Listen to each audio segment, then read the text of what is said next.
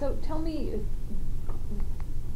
where you were on 9/11 and what your connection is to it. I was on my way to the Ramada Inn in East Hartford going to a financial seminar and received a call from my wife that a plane had run into the Twin Towers. So we continued on to the Ramada. I was with two of my colleagues at work, walked in the Ramada, and as we were going through the lobby, noticed a lot of people were standing around watching TV, so went over and saw, and at that point people weren't really sure what the magnitude of what had taken place. And I was standing there watching, all of a sudden I see a plane hit the building, and I went, oh my gosh. I looked at one of my colleagues. I said, isn't the media amazing how they can do a replay that quick? And a guy standing next to me said, that's not a replay, that's another plane that hit the building. So obviously the seminar was canceled, and we stayed around the TV most of the day watching everything unfold. Of course, immediately called my children to find out where they were, and actually my son was in an airport in South Carolina getting ready to get on a plane. I went, I'm not sure what's going on, but don't get on an airplane right now. So, you know, from that standpoint, I guess it was like, yeah, it was a real emotional thing to everybody. And about a year later, I got involved with the Fire Department of New York Foundation, and Honeywell Fire has been a very big supporter of it. The Fire Department of New York FDNY Foundation is the only organization that is recognized and endorsed by the Fire Department of New York. And I think it was as a result of a lot of work that we did supporting the foundation. I might have my dates off a little bit. It was in 2004. I was made an honorary deputy chief with FDNY, and was put on the board of directors of the foundation. And less than, I think it was 2010, I was promoted to assistant chief, and again, for a lot of the work that I personally do along with Honeywell Fire Systems. So we're a big supporter of the Fire Department of New York, and I've really had the opportunity to meet some terrific people, one being Tom Von Essen, who was the 30th Fire Commissioner for the FDNY, who was actually in the tower when the first one collapsed, and he was the number one person in the fire department then. So we've developed a nice friendship over the years. He is also was on the board. He's now a board member emeritus. Is that the way you pronounce it? Emeritus. And he, in about 2006, started doing a lot of work for our company. We're not just a fire alarm manufacturing. Excuse me.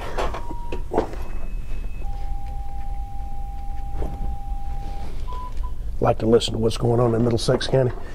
We're not strictly a fire alarm control panel manufacturer. We also manufacture a lot of voice evacuation equipment, you know, to where you can command people on campuses and in large buildings and tell them what to do, how to evacuate and stuff like that. So he's our spokesman for the voice evacuation product that we make here, that our contractors put in campuses and buildings like that. So to back up a little bit, Mm-hmm. you're saying a year after September 11th, this company started doing work for the FDNY Foundation. What was the nature of that work? Well, the nature of the work was just supporting the foundation. It's a foundation that raises funds for items that are, let me say, non-budgeted items that the department can purchase for the betterment of the department. So we participated in some fundraisers, and again, we've been very supportive. In fact, we just last year at the annual dinner, the foundation raised $1.7 million through their dinner for the Fire Department of New York, which are funds that they're able to use over and above what the city budgets them for. So it's more of a organization that I participate in with the support of Honeywell Fire to help raise money for the Fire Department of New York. How did you get involved with it? I'm guessing Honeywell got involved because of your interest. Yeah, I know a lot of people in New York City, And one of our large distributors in New York City was involved in the board, and he came to me and asked if I would want to be involved, and I said absolutely. And as a result of that, it's been a real ongoing, great time. We also own, in one of our other divisions, Honeywell Safety Products, we own a company that makes all the helmets and bunker gear that is called Morning Pride, that the fire department in New York uses. So they too, between Honeywell Fire Systems and Honeywell Safety Products, they're very involved in the support of the foundation as well. And so, as part of this relationship, do you meet regularly? You serve on the board. Yeah, we have. Yeah, we have four board meetings a year. Okay. I have a very nasty travel schedule. don't put that in. I don't want people to not travel. But I have a pretty hectic travel schedule. But we have 4 board meetings a year. I physically try and attend each one of them. Thank you. The ones that I don't attend, there's a call-in number, so I call in. In fact, we have one next Thursday, I believe it is. I don't have my calendar in front of me, but it's typically in Manhattan. And then there's other functions that I attend and the company supports, like they launched their new fireboat about 3 or 4 months ago. It's the 343. And I went down with a couple of colleagues from here for the christening of the boat, and it was a pretty moving thing. Where you look at the boat, where the 343, the number on the side, that's all made out of the World Trade Center steel. So it was a very nice ceremony. The commissioner and all the chiefs were there, and it was a good. We just enjoy supporting what they do, as we do a lot of fire departments across the country. Right, and so this involvement with the foundation that you began a year after 9/11. Why did you decide to get involved? Was it connected to how you felt about 9/11 and the department?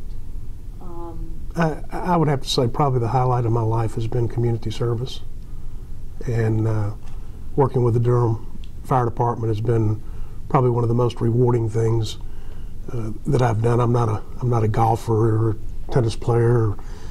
I have a lot of outside hobbies, so I really devote a lot of time to it. So it was just kind of like when I was asked to be involved, if there was no hesitation or thinking to the process. I said anything I could do to help. And I'm sorry, who asked you again?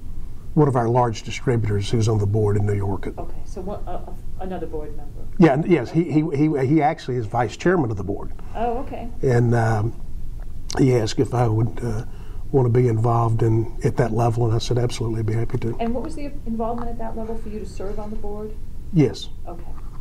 And as part of that effort now, what does Honeywell, what is their relationship with the board, with the foundation and the department? We have an excellent relationship with the foundation. We carry 2 full memberships to the foundation as a result of our safety products business, which is the people that make the bunker gear for many fire departments across the country, and then also ours as well. And as they have fundraisers, as they have things that would improve or are helpful to the fire department in New York, we step right up to the plate and get involved in it.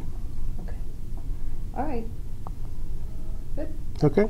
I want to ask you something about the Durham department. No. All right.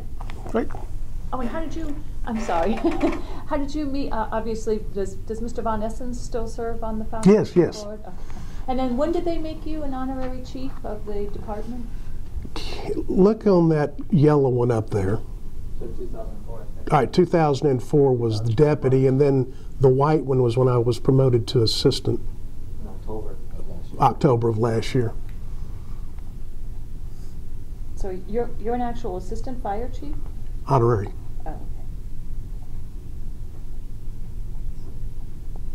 You keep that scanner going in here. Do you ever go to calls? Absolutely. Do you really? If we get called out and it's something of consequence, I leave. I have a number of volunteer fire people that work here. I have the deputy chief from Killingworth who works here. My current chief in Durham used to work here. And basically, we kind of have a standing rule here, because if you walk around the building, you hear the scanners go. I don't think that's me, is it? That's mine. Sorry, I forgot to put it on silent.